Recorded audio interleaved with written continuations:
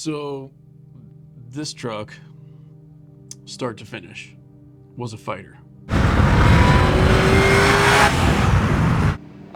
Yeah, so this project I came in towards the back end, kind of had to redo everything because of the whole frame bending incident. So body had to come off there, so pretty much everything had to get redone.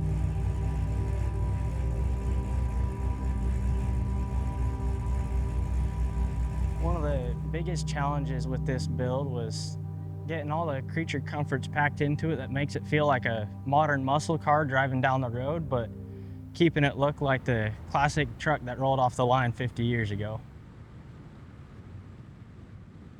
So Rick's truck for us is like the cream of the crop for us, and I always explain to people it's the best of our abilities. I don't know how to build a truck any nicer than what this truck is. If GM was to build something these days, I kind of envision that it would look something like this, you know?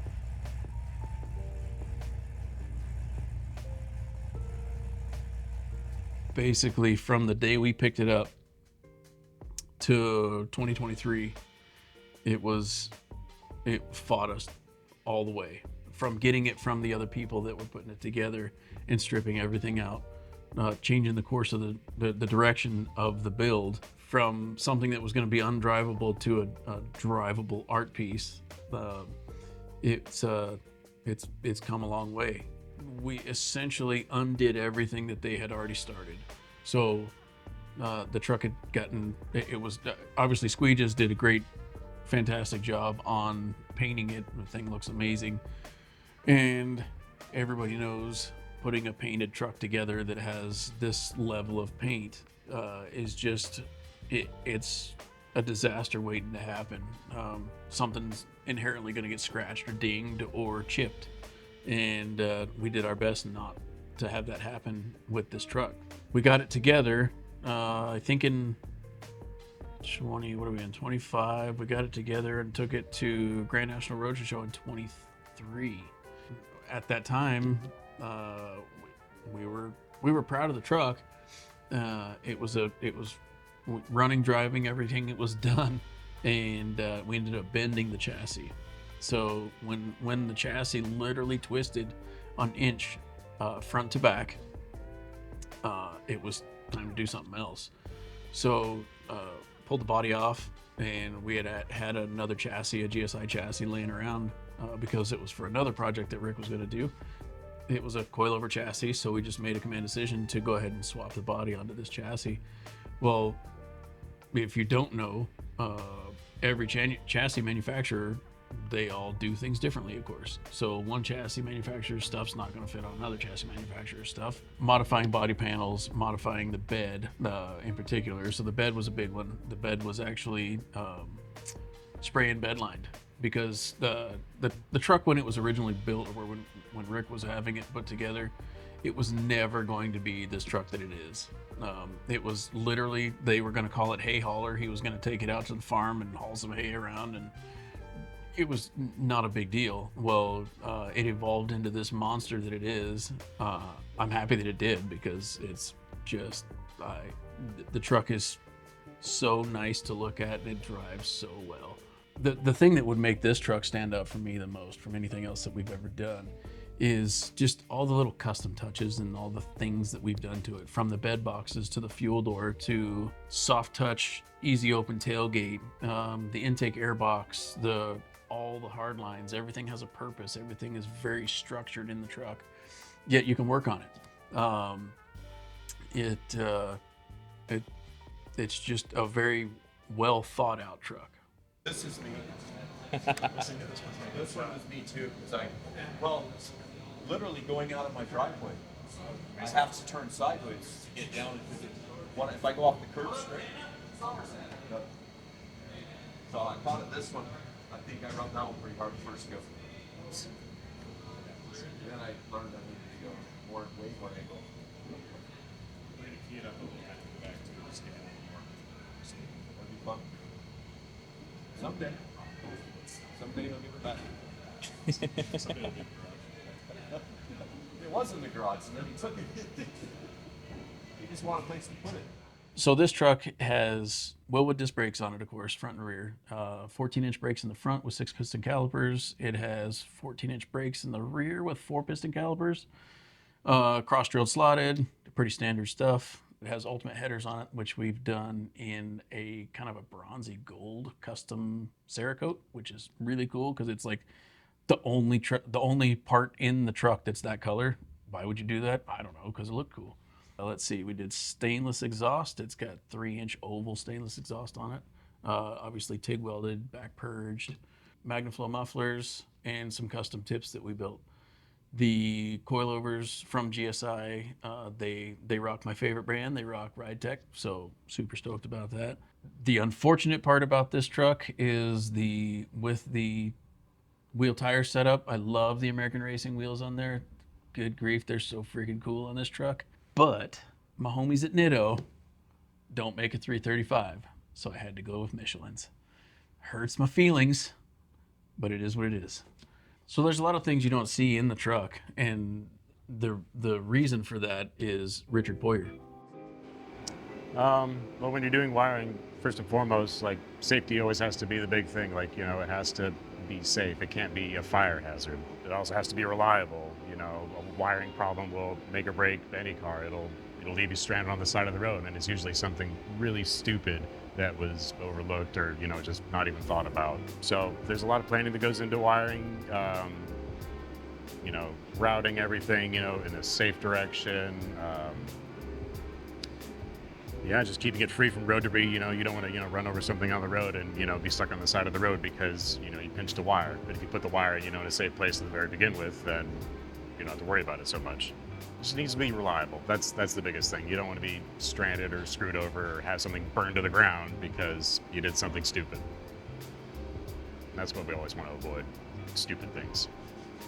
So when we're putting this truck together, we wanted to put a lot of the newer amenities that you would get in a new pickup truck, but it's going to be in an old pickup truck. One thing is the slow pop tailgate. Like your brand new 2024, 2025 GMC truck, you'll have a slow pop tailgate. You can just hit a button. You don't have to get out of the truck and do it. You can just be walked alongside it and make it happen for you. But we just want to have all the creature comforts, like the heated and cooled seats, especially in Arizona. Everybody loves their air conditioned seats if you've ever sat in one. And also wintertime too, or even if you got the back problems, it's great to have those heated seats when when you get old. It's just little things like that you wouldn't expect to see in an old pickup truck be present, with the exclusion of power windows, but we're not getting too carried away. Yeah, we just wanted everything to be just, almost automatic, like even the automatic headlights. You don't have to worry about hitting the switch. Like your new truck does that, so does this one. Try to make it as cool as possible, but have it, look like an old truck at the same time. That's where you kind of have to make both worlds blend together. So certain things that we're, on the truck like this, you have to make certain things from scratch because your aftermarket stuff guys aren't going to make it for you. You've got to get creative.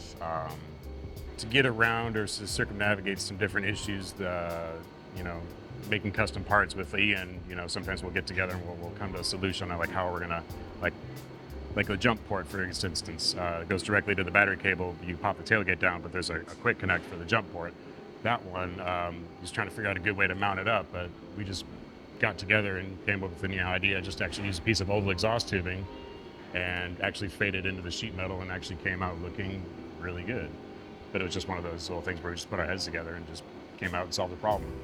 One thing, like the perimeter bed lighting, that's done with a special relay setup or a little solid state module acting like a relay. But that's tucked away, but it still operates, just like a basic ground trigger. Instead of just running all your amperage through, a big switch, this one's just a tiny little switch, so it makes it smaller. You can put it in a more compact area, and then you just use just a very, very minimal amount of current, or just in this case, just a ground trigger to actuate, a big thing. Kind of like how a relay would, but one of those things that was a custom thing we had to make for this build to get what we wanted. Also, with the slow drop tailgate, that one was, this is an actuator out of a 2024 GMC or something like that. But uses the same buttons that you would find in that truck. That was all custom fit to this truck to make it all work. And you can't really even hardly see it. That's also kind of the idea, just nice, clean install. But other than that, the biggest thing is just, I don't know, just take your time, do it right the first time so you don't have to come back and do it again. As with any build, we like to put about 500 miles on it before we give it back to the customers. So we're gonna have to start putting some miles on it, and that's the fun part.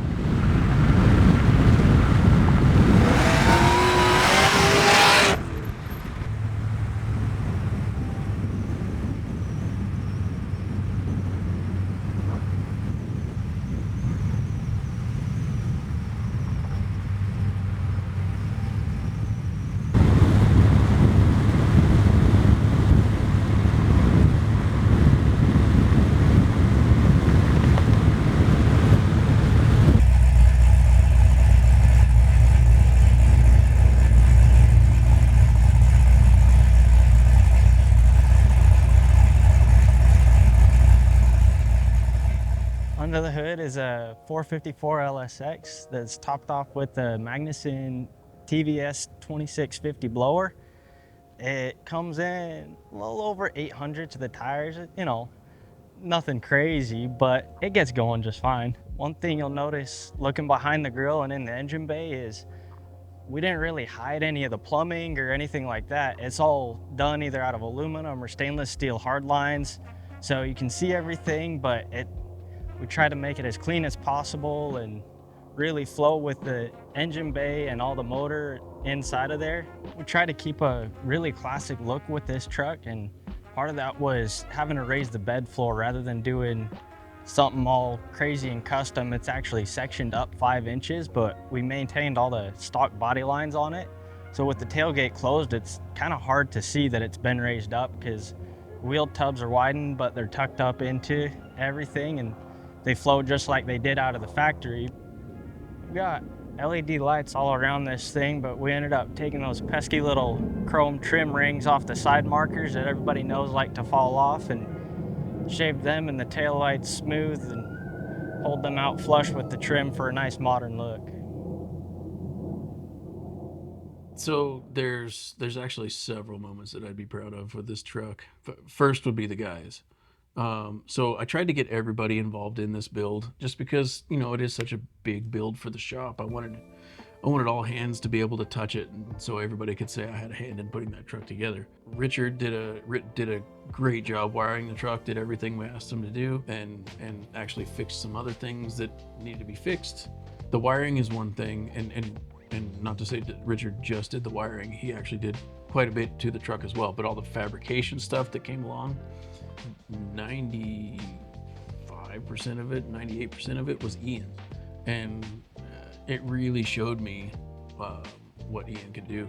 So from machining the fuel door to making the bed boxes and the doors for those, overcoming any hurdles that he came across in putting this truck together, really it blew my mind. So I'm super happy with all of that.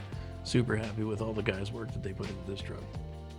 This truck for me is really the culmination of my experiences and my style. So it's really what represents Big Ten Garage the best, I feel. So short of cornbread, this truck is like the epitome of what we can do, what we do.